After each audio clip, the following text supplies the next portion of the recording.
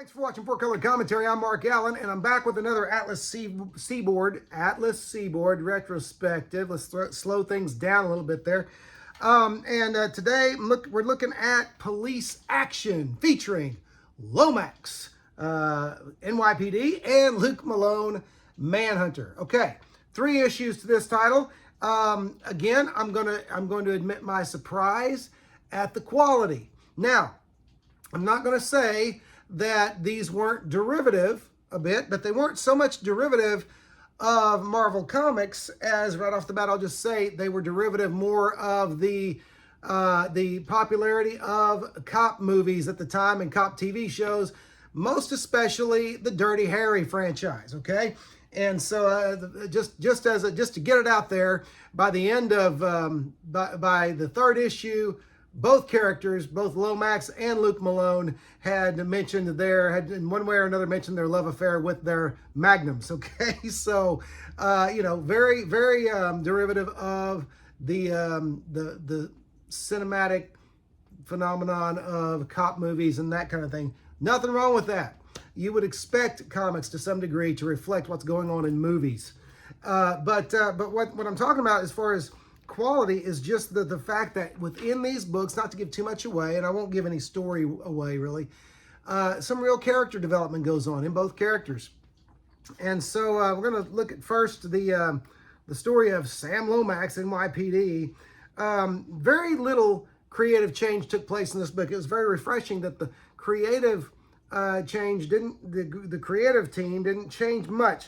Now in issue 1, the Lomax story had a writer named, a story by Jack Younger. I've never heard of Jack Younger. Some of you can maybe, educate me on that. But pencils by Mike Sikowski, inks by Al McWilliams, not to be confused with Al Williamson, Al McWilliams, and edited by Larry Lieber. That did not change throughout the issues, the last 3. The story, however, as of issue number 2, was being written by Gary Friedrich. Okay, so Gary Friedrich wrote the Lomax stories in issues 2 and 3. Okay, with Jack Younger being the writer in issue 1. Now, but here is my favorite feature in Police Action, and that is Luke Malone, Manhunter, which was, first issue was written and penciled by Mike Ploog. Has Mike Ploog credited as artist and writer. As of issue number 2, again, a change there. Gary Friedrich became the writer, okay? With, again, Larry Lieber being editor, Alan Kupperberg, I believe, doing the letters. So, but the really important creative stuff did not change, okay? Now, here's the thing. Here's one of the reasons why I love Mike. Of course, I've always been a fan of Mike Ploog's art. I love his horror movies, his horror stories from Marvel, the Frankenstein, the werewolf, the Man Thing, various things that he did there. This was after a lot of that, but he had early on worked for PS Magazine and Will Eisner, and was very influenced by Will Eisner. I never realized how much of Will Eisner's work or how much Mike Ploog's work shows Will Eisner's influence, I should say. That's how I should say it. I never realized that until I read a recent interview that was done in 1998 by Two Morrows.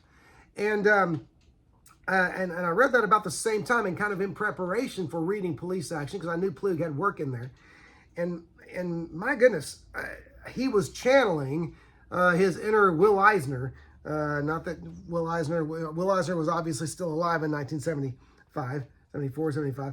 But he was certainly carrying the Will Eisner torch. This first page of Luke Malone, Manhunter in issue 1. Look at get a look at this shot of a bum in the alleyway. That has Eisner style written all over it. And the rest of it did too. Very much that, Eisner crime looking comics there. Okay. So, very cool stuff.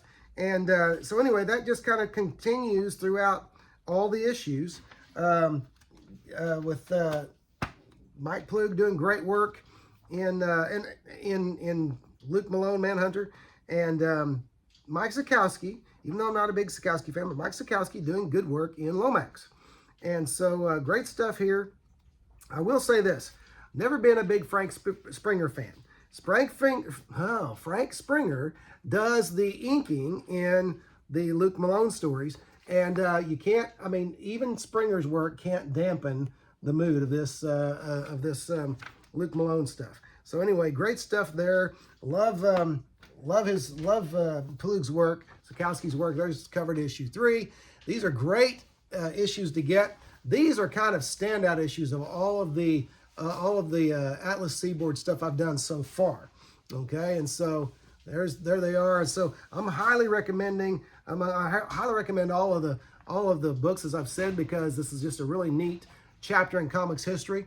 But I'm highlighting this Police Action because this was great stuff and lots of fun. They're not going to break the bank. Go out there and get them, but great stuff. Police Action with Lomax and Luke Malone. I recommend it. So anyway, that's another Atlas Seaboard retrospective. I'll be back as soon as I can with another, but before that I will have at least one video of recent pickups, and such as that comic haul video. Haven't done one of those in a long time. Anyway, thanks for watching Forthcoming Commentary, and I'll see you next week.